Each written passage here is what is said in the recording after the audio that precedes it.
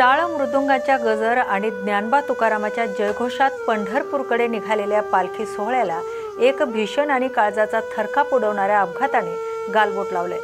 देवाच्या दर्शनासाठी विठुरायाच्या ओढीने घरादारावर तुळशीपत्र ठेवून निघालेल्या निष्पाप वारकऱ्यांचा असा दुर्दैवी अंत होईल असं कोणालाच वाटलं नव्हतं।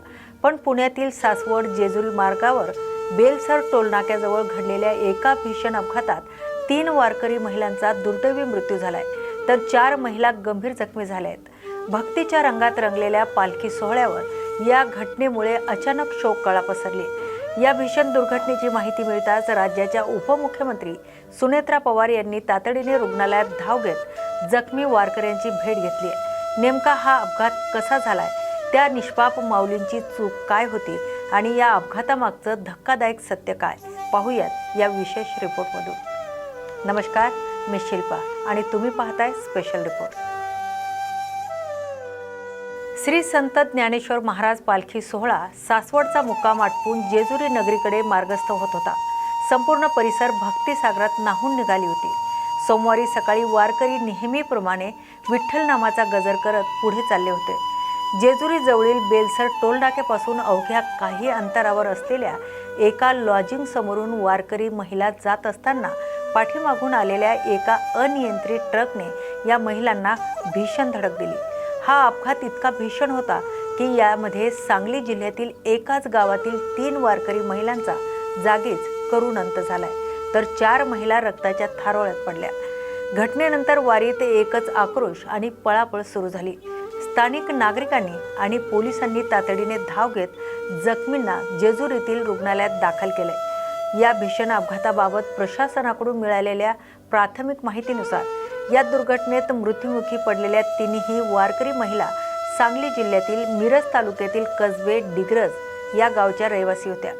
एकाच गावातील 3 सुवासिनीचा असा वारीत दुर्दैवी अंत झाल्यामुळे संपूर्ण कसबे डिग्रज गावावर सध्या दुःखाचा डोंगर कोसळलाय, तर दुसरीकडे या अपघातात गंभीर जखमी झालेल्या इतर 4 महिलांवर सध्या जेजुरी आणि पुण्याच्या खासगी रुग्णालयातील अतिदक्षता विभागात म्हणजेच ICU मध्ये तातडीने उपचार सुरू असून प्रशासन त्यांच्या प्रकृतीवर बारीक लक्ष ठेवून आहे। हा अपघात नेमका कसा घडला आणि याला जबाबदार कोण, हा प्रश्न आता उपस्थित होतोय। सुरुवातीला हा ट्रक वारीतीलच असल्याचा चर्चा होत्या, मात्र प्रत्यक्षदर्शीच्या ग्राउंड रिपोर्टनुसार एक अत्यंत धक्कादायक वास्तव समोर आले। हा ट्रक दिंडीचा नसून मागून येणारा एक वेगळाच मालवाहू ट्रक होता। जेजुरीच्या मार्गावरून जात असताना या ट्रक चालकाने पुढच्या वाहनाला ओव्हरटेक करण्याचा जीवघेणा प्रयत्न केला, मात्र भरधाव वेगात ओव्हरटेक करत असतानाच समोरून चाललेल्या वारकऱ्यांच्या दिंडीत हा सुसा ट्रक थेट घुसला। प्राथमिक माहितीनुसार हा ट्रक चालवणाऱ्या चालकाचं वय तब्बल 70 वर्ष आहे। अपघाताच्या वेळी या वृद्ध चालकाची प्रकृती ठीक नव्हती आणि त्याने काही कडक औषधे घेतली होती अशी माहिती समोर येत आहे, तर गोळ्यांच्या ओव्हरडोसमुळे किंवा गुंगी आल्यामुळे ओव्हरटेक करत असतानाच चालकाला अचानक डुलकी लागली। ट्रकवरील त्याचा ताबा सुटला आणि पाठीमागून आलेला हा अनियंत्रित काळ थेट निष्पाप वारकरी महिलांच्या अंगावर धावला। जेजुरी पोलिसांनी या 70 वर्षीय चालकाला तात्काळ ताब्यात घेतलं असून त्याची वैद्यकीय तपासणी केली जाते। या भीषण दुर्घटनेची बातमी पसरताच प्रशासकीय यंत्रणा वेगाने हल्ली।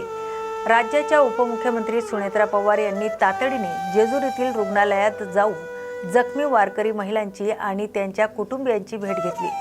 जखमी महिलांच्या प्रकृतीची विचारपूस करत उपमुख्यमंत्री सुनेत्रा पवार यांनी डॉक्टरांना कडक निर्देश दिलेत की जखमी वारकऱ्यांच्या उपचारात कोणतीही प्रकारची तडजोड किंवा हलगर्जीपणा खपवून घेतला जाणार नाही। तसेच त्यांनी जिल्हा अधिकारी आणि पोलीस अधीक्षकांना या संपूर्ण प्रकरणाची सखोल चौकशी करण्याचे आणि पीडित कुटुंबांना तात्काळ मदत पोहोचवण्याचे आदेश दिले। आज सकाळी जो महिला वारकऱ्यांचा अपघात झालेला आहे तो अतिशय वेदनादायी आणि दुःखदायक आहे। या अपघातामध्ये 3 स्त्रियांचा मृत्यू झालेला आहे। त्यांना मी भावपूर्ण श्रद्धांजली वाहते आणि खरोखरच मनाला धक्का देणारी घटना आहे। ह्याच्यामध्ये अजून 7 स्त्रिया जखमी आहेत। जखमींचा उपचार इथे चालू आहे 2 ठिकाणी। 2 जण काही ICU मध्ये आहेत, काही नॉर्मल आहेत, त्यामुळे उपचार अतिशय चांगल्या प्रकारे चालू आहे आणि चांगल्या प्रकारे काळजी घेण्याची मी त्यांना सगळ्यांनाच प्रशासनातर्फे सूचना दिलेल्या आहेत. जे जखमी झाले किंवा जे मृत्युमुखी पडले त्यांच्या कुटुंबियांना शासनाच्या माध्यमातून काय मदत करा? आपल्याला माहिती आहे की मागे सुद्धा एक GR निघाला होता की वारकरी लोकांना, मृत व्यक्तींना 4 लाख रुपये आपण त्याच्यामध्ये जाहीर केलेले आहेत आणि जखमींचा खर्चसुद्धा त्याच्यामध्ये 2-3 प्रकारचे म्हणजे खूप क्रिटिकल असेल तर 74,000 रुपये वगैरे अशा प्रकारचे आपण खर्च देणार आहोत. त्यामुळे त्यांनाही आपण मोफत उपचार आणि खर्च त्यांच्यासाठी देणार आहोत आपण शासनातर्फे. नॅशनल हायवे आपण पाहतोय पुणे पंढरपूर, दिवे घाटाच्या खालचा भाग अजूनही पूर्ण झालेला नाही. वारी सासवडमध्ये यायला उशीर झाला. घाट रोड लवकरात लवकर पूर्ण करावा अशी मागणी सगळ्या लोकांना. नाही का तसे आदेश दिले होते आम्ही की लवकरात लवकर पूर्ण करा आणि तसं पूर्णही केलं होतं. पण लोकांचा ओसंडून वाहणारा जो सागर आहे त्याच्यामुळे अनेक अडथळे येत होते. मध्येच चुकून एखादं वाहन शिरल्यामुळे तसं ट्रॅफिक मला वाटतं त्याच्यामुळे वेळ झाला. पण शासनाने सर्वतोपरी सगळ्याच बाजूने पूर्ण तयारी केलेली होती आणि तसे पूर्वतयारीचे आम्ही अनेक मिटिंग्स घेऊन असा आढावा घेऊन त्यांना आदेशही दिले होते. त्याप्रमाणे पालखी यायच्या अगोदर तशी पूर्णपणे तयारी झालेली होती. विठ्ठलाच्या दर्शनाची आस मनामध्ये घेऊन शेकडो किलोमीटरची पायी वारी करणाऱ्या या माऊलींचा असा करुण अंत अत्यंत वेदनादायी आणि मन हेलावून टाकणारा आहे. पण या निमित्ताने पालखी सोहळ्यातील वाहनांच्या वेगावर, चालकांच्या वयावर आणि त्यांच्या शारीरिक तंदुरुस्तीवर प्रशासनाचं नियंत्रण का नाही हा प्रश्न येथे उपस्थित होतोय. एका आजारी चालकाच्या डुलकीने आज सांगलीतील 3 कुटुंबाचं छत्र हिरावून घेतलंय. या दुर्दैवी मृत वारकरी महिलांना न्यूज मराठी 24/7 तर्फे भावपूर्ण श्रद्धांजली.